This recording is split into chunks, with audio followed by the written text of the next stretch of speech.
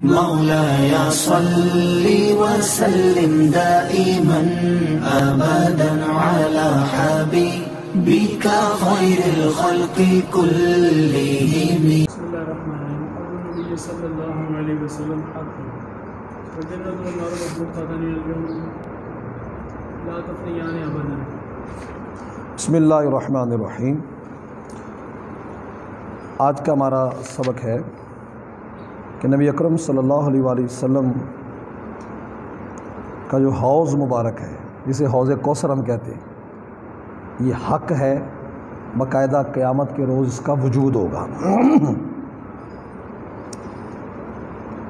یہ جو حوض ہے اس کا نام تو کوثر ہوگا، اور کوثر جو ہے وہ حوض ہے یا وہ نہر ہے جو جنت میں ہے. اس حوالے سے بھی کافی اختلاف رہا.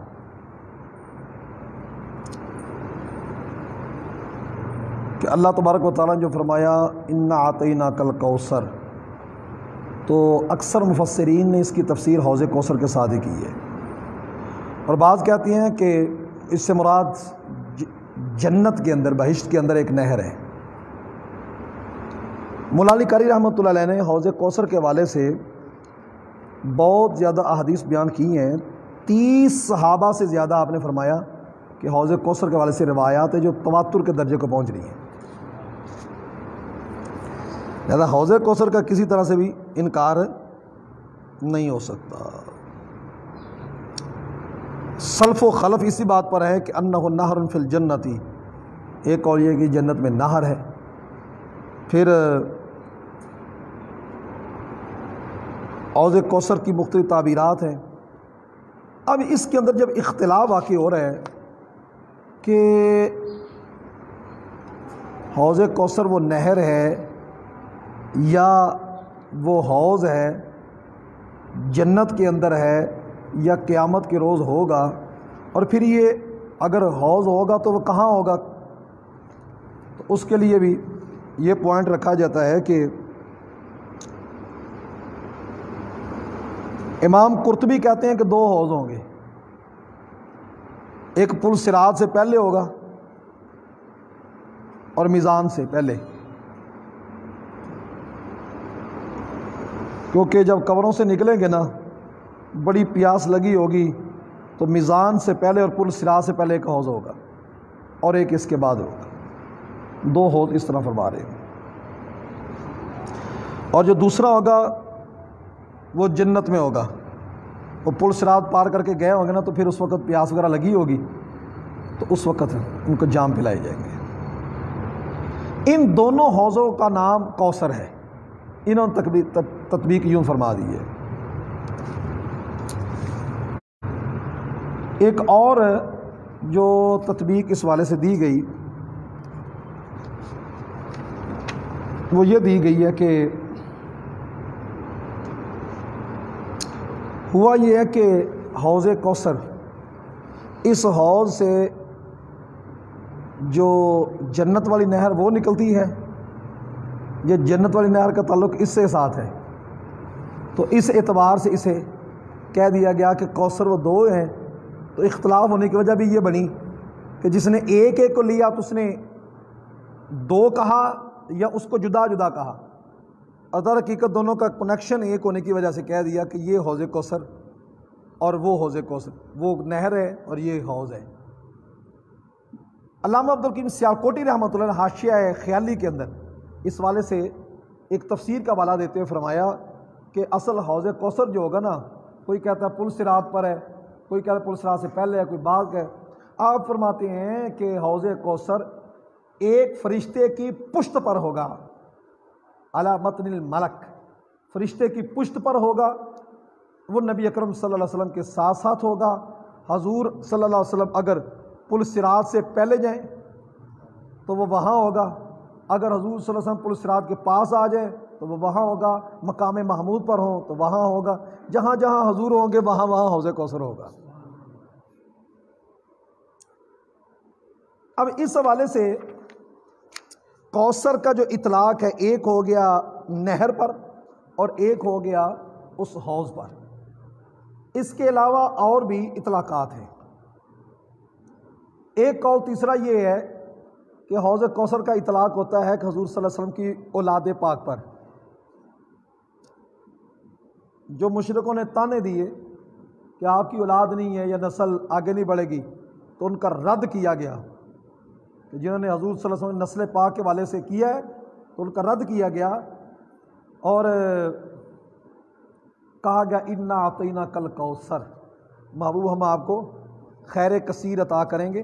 اسی واسطے کہا گیا کہ اس کوثر سے مراد سیدہ کائنات فاطمہ الزہرا رضی اللہ تعالیٰ عنہا ہے، کیونکہ آپ سے حضور کی نسل پاک جو چلی ہے وہ سیدہ کائنات فاطمہ الزہرا رضی اللہ تعالیٰ عنہا سے چلی ہے، اور اس حوالے سے باقاعدہ حدیث پاک موجود ہے، باقاعدہ حدیث پاک موجود ہے کہ باقیوں کی نسل جو ہے وہ بیٹوں سے چلتی ہے، میری نسل جو ہے وہ فاطمہ سے چلے گی۔ لہذا یہ بات جو ایک انوکھی قسم کی گئی کہ بھئی حضرت علی حضرت سادات کا جو شجرہ نسب ہے وہ چلتے چلتے حضرت علی پر آتا ہے اور حضرت علی سے جناب ابی طالب تک جاتا ہے، اور اس سے آگے ایک اختلافی مسئلے کو گفتگو بنا لیا جاتا ہے، یہ نہیں ہے۔ سادات کا شجرہ جاتا ہے سیدہ کائنات فاطمہ الزہرا تک، اور سیدہ کائنات فاطمہ الزہرا رضی اللہ تعالیٰ عنہا لخت جگر ہے امام الانبیاء صلی اللہ علیہ وسلم کی، اور ان کے بارے میں خود حضور نے فرمایا ہوا ہے کہ یہ بنو فاطمہ، ان کی جو نسل ہے فاطمہ کی جو اولاد ہوگی وہ ان کی نسبت حضور کی طرف ہے۔ یہ جی وہ ہستی علی وہ جی ضم ہو گئے جناب ابو طالب حضور میں، حضور ضم ہو گئے جناب ابی طالب میں، یہ باتیں نہیں ہیں، یہ گمراہ کرنے والی باتیں ہیں۔ سمپل سی بات جو حدیث میں آ رہی ہے وہ بات سمجھائیے۔ اور جنہوں نے تانے دیے ان کی نسلیں نہ رہیں، اور حضور صلی اللہ علیہ وسلم کی نسل پاک ماشاءاللہ کتنے اہل بیت اطہار شہید بھی ہوئے، پھر بھی جہان ان سے بھرا ہوا ہے، اور تانے دینے والوں کی نسلیں مٹ گئی۔ اور پھر بڑے بڑے اکابر علماء، امام جعفر صادق، امام محمد باقر، امام کاظم، امام رضا، یہ ساری شخصیات حضور صلی اللہ علیہ وسلم کی آل سی ہیں۔ ایک چوتھا قول یہ ہے کہ کوثر سے مراد حضور صلی اللہ علیہ وسلم کی امت کے علماء ہے۔ بڑا کمال کا یہ کہ محبوب ہم نے آپ کو خیر کثیر عطا کر دیا۔ بنی اسرائیل کے جو انبیاء کرام تشریف لاتے، پھر ان پر وحی نازل ہوتی، وہ بیان کرتے، تبلیغ کرتے، ساری زندگی تبلیغ کرنے کے بعد چند کے پاس دو دو تین تین متابع ان کے پیروکار بنتے، اور حضور کی امت کے علماء کی کیا ہی بات ہے کہ ایک تو یہ کہ کوثر کے ساتھ تشبیہ سمجھ لیں، وجہ شبہ کیا ہے اس میں کوثر کے ساتھ، کہ جس طرح حوض سے مختلف نہریں جاری ہوتی ہیں، حوض سے مراد آپ کا چھوٹا تالاب نہیں ہے، وہ حوض کا مطلب وہ جو یہ آپ ڈیم ہی لے لیں کہ جس سے کئی نہریں جاری ہوں۔ اسی طرح علماء کرام ایک شریعت کے اصول قرآن و سنت جو ہے اس پر متفق ہیں۔ آگے علی سبیل الیسار، آسانی کے طور پر مختلف راستے ہیں، کوئی حنفی ہے، کوئی مالکی ہے، کوئی شافعی ہے، کوئی حنبلی ہے، یہ مختلف نہریں ہیں، سب کا اصول جو مقرر ہے وہ ایک ہے، یہ کوثر کی طرح ہو گیا ہے، اور اس سے آگے نہریں نکلنے والی جو اس کی شاخیں بننے والی ہیں وہ نہروں کی طرح ہو گیا، یہ تشبیہ ہوگی۔ اور جو حضور صلی اللہ علیہ وسلم نے فرمایا میری امت کی علماء بنی اسرائیل کے نبیوں کی طرح ہیں، تو اس اعتبار سے فضیلت یہ ٹھہری کہ حضور کو خیر کثیر جو عطا کیا گیا یہ کہ ادھر نبیوں پر وحی آتی تھی، حضور کی امت کے جو علماء ان پر وحی نہیں آتی، ان کو وہ خدا دا صلاحیتیں دے دی گئی، حضور کے صدقے اجتہاد کی طاقت دے دی گئی کہ آپ اگر مسئلے کا استنباط کرنا چاہیں اجتہاد کے ساتھ اس کا حل کر سکتے ہیں، اگر خطا پر بھی ہوں تو ایک اجر ملے گا۔ اور ادھر ساری زندگی انہوں نے تبلیغیں فرمائیں تو کئیوں کے ساتھ چند امتی ہوں گے، اور ادھر حضور کی امت کے جب علماء اٹھیں گے تو کئی ہوں گے جن کے پیچھے 1.5 کروڑ عوام ہوگی،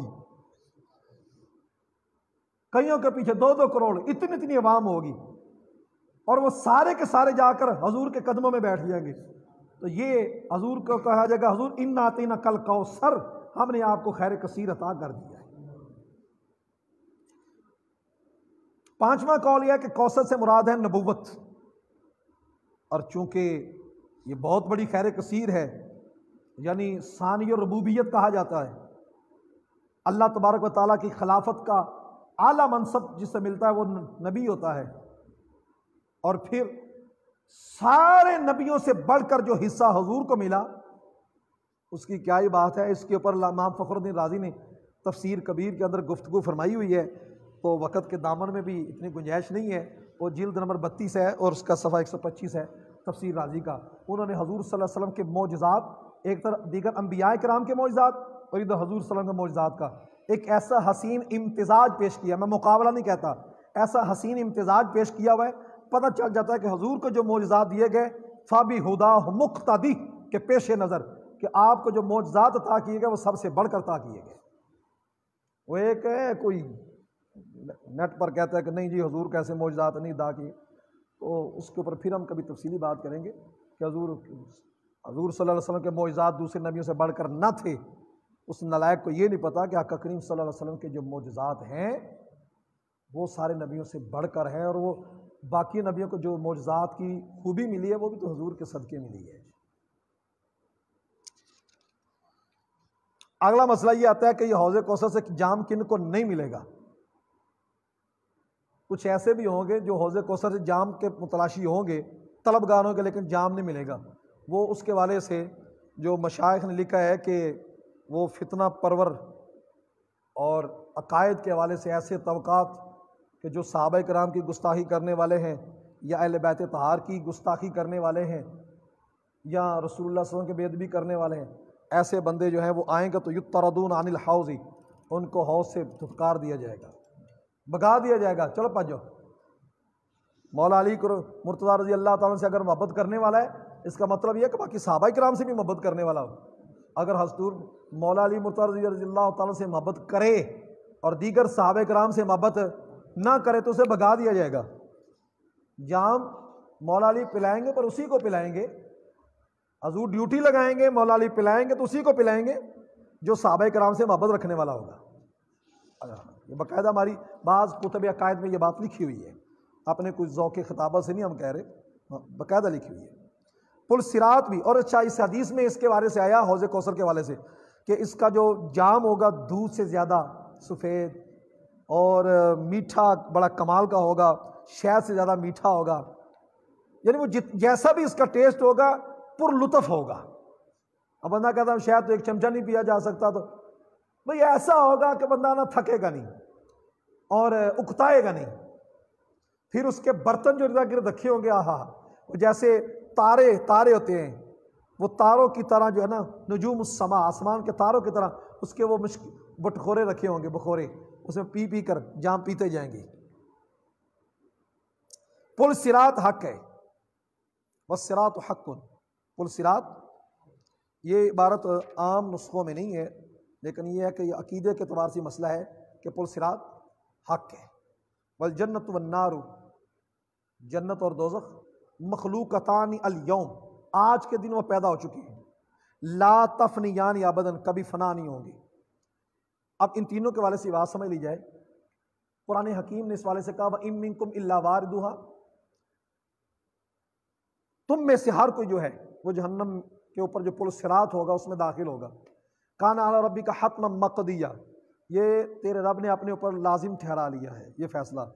सुम्मा नुनज्जिल लज़ीना तक़व व नज़रु ज़ालिमीन फ़ीहा जिसिय्या, फिर हम उस जो मोमिन होंगे परहेज़गार उनको निजात देंगे और जालिमों को उसके अंदर घुटनों के बल फेंक देंगे। अल्लाहु अकबर, अस्तग़फ़िरुल्लाह। हदीस पाक में आता है, मुस्लिम शरीफ की रिवायत है कि पुल सिरात जो है ना, जिस्र ममदूदुन अला ज़हरी जहन्नम, जहन्नम की पुष्ट के ऊपर एक पुल खींचा जाएगा, अदक्कु मिन अश्शा'r, बाल से बरीक होगा, वह अहद्दु मिन अस्सैफ, तलवार से ज्यादा तेज होगा। और यह भी वारिद हुआ है कि बाज़ जहन्नमी वो उसी के ऊपर से गिरते चले जाएंगे। और पुल सिरात से कुछ गुजरेंगे बिजली की चमक की तरह, कुछ गुजरेंगे घोड़े की तेज रफ्तारी की तरह, कुछ गुजरेंगे दौड़ने की तरह, कुछ गुजरेंगे पैदल चलने वाले की तरह, कुछ डगमगाते हुए चलते जाएंगे, कुछ वो होंगे कि जो कट कर नीचे गिरते जाएंगे। वो जहन्नमी कुफार फुसाक। اور اس دن وہ نبی بھی جب گزریں گے اس سے تو وہ کہیں گے اللہم سلم سلم، مولا سلامتی عطا فرما، سلامتی عطا فرما۔ بڑا ایک عجیب سا معاملہ ہوگا۔ حضور صلی اللہ علیہ وسلم پل صراط کے ایک کنارے کھڑے ہوں گے جہاں سے گناہ گار گزریں گے۔ حضور فرمایا میں اس کے بائیں طرف کھڑا ہوں گا، مجھے ملنا ہو تو وہاں آ جانا۔ تو پل صراط کے بائیں طرف کھڑا، گناہ گار گزریں گے تو حضور اللہم سلم اللہم سلم، میری امت کے مولا سلامتی سے گزار، سلامتی گزار۔ اور ایک حدیث پاک میں یہ آتا ہے وفی جہنم کلالیب، جہنم کے اندر کتے ہوں گے، جہنمی کتے، بڑی عجیب ناک سی شکل، مثل شوک السعدان، یہ جو سودانہ بوٹی اس کے کانٹے کی طرح ہوں گے، اس طرح حایت ہوتی ہے ان کی، اس بوٹی کی طرح۔ اب وہ ہوں گے کیا؟ لا یعلم قدر عظمہ الا اللہ، اللہ اس کی ان کی بڑی جسامت کو ان کی جانتا ہے۔ تخطف الناس، وہ لوگوں کو ان کے عملوں کی وجہ سے جھپٹ لیں گے، اللہ لوگوں کو جھپٹیں گے، نیچے سے کیچ کرتے جائیں گے، کھینچتے جائیں گے، لوگ چرتے ہوئے اندر جہنم میں داخل ہوتے جائیں گے۔ وہ نیچے سے جیسے کاٹتے ہیں نا، پکڑ کر کھینچتے چلے جائیں گے، بچے گا وہی جس پر اللہ کا فضل اور حضور کی رحمت ہوگی۔ جنت اور جہنم کے حوالے سے ہمارا یہ عقیدہ ہے کہ آج بھی موجود ہے۔ معتزلہ اس کے منکر ہے۔ معتزلہ کہتے ہیں قیامت کے روز جہنم ہوگی، اسی میں جہنمیوں کو ڈالا جائے گا۔ آج نہیں، آج بنانے کا مقصد ہی کوئی نہیں۔ تو اللہ فرماتا ہے قرآن کے اندر جنت کے بارے میں اور جہنم کے بارے میں۔ جنت کے بارے میں فرماتا ہے اعدت للمتقین، جنت جو ہے متقین کے لیے تیار کر دی گئی ہے۔ اور جہنم کے بارے میں فرماتا ہے اعدت للکافرین، جہنم جو ہے وہ کافروں کے لیے تیار کر دی گئی۔ اب تیار کر دی گئی ماضی کے صیغے ہے، اور جب تک حقیقت پر عمل ہو سکتا ہے خام خواہ اسے عدول کرنا جائز نہیں ہوتا۔ ان کے لیے تیار کر دی گئی ہے، اب وہ ہے۔ اور اسی سے ہوتا ہے کہ قبر کے اندر جب بندہ جاتا ہے تو اس کے لیے پہلے جہنم کی، جنتی ہوگا تب بھی اس کے لیے پہلے جہنم کی کھڑکی کھول کر بند کی جاتی ہے، پھر جنت کے دروازے کھول دیے جاتے ہیں۔ اس کا مطلب ہے کہ وجود ہے، قیامت کے روز نہیں ہوگا، اب ہے۔ اور لا تفنیان ابدا، یہ کبھی فنا نہیں ہوں گے۔ ایک مقام پر آتا ہے کہ 7 چیزیں ایسی ہیں جس کو فنا نہیں ہوگا، 7 چیزیں ایسی ہیں جس کو فنا نہیں ہوگا، اور اس کے اندر یہ جنت کو بھی شامل کیا گیا ہے اور حور العین اس کو بھی شامل کیا گیا ہے۔ تو ان کو فنا نہیں ہوگا۔ اب یہاں پر ایک نا سوال اٹھتا ہے کہ اگر یہ فنا نہیں ہوں گے تو جو اللہ نے شاء میں کل شیء ہالک الا وجہ، اس کا مفہوم کیا ہوگا؟ اس کا مفہوم یہ ہے کہ ایک لحظہ ان پر فنا آئے گا، پھر یہ اسی طرح ہی نہیں، نہ یہ فنا ہوں گی، نہ اس کے بعد جو ان کے اندر ہے جنت اور دوزخ کے اندر۔ جہنم 7 زمینوں کے نیچے ہے، قیامت کے روز بیڑیاں ڈال کر فرشتے اس کو کھینچ کر لائیں گے، اور جنت جو ہے آسمانوں کے اوپر ہے۔ تو جو جنتی ہوگا اسے اوپر بھیج دیا جائے گا، جہنمی ہوگا اسے نیچے بھیج دیا جائے گا۔ اس طرح نظام چلے گا، اللہ اسے پناہ دے۔ اور جابر رضی اللہ کی روایت ہے، رسول اللہ صلی اللہ علیہ وسلم سے اس آیہ کریمہ کے بارے میں پوچھا گیا ام منکم الا واردھا، تو آپ نے ارشاد فرمایا الورود والدخول، ورود کا مطلب ہے داخل ہونا، کوئی نہیں ہے مگر یہ کہ جہنم میں داخل ہوگا، یعنی وہ پل صراط سے گزر کر۔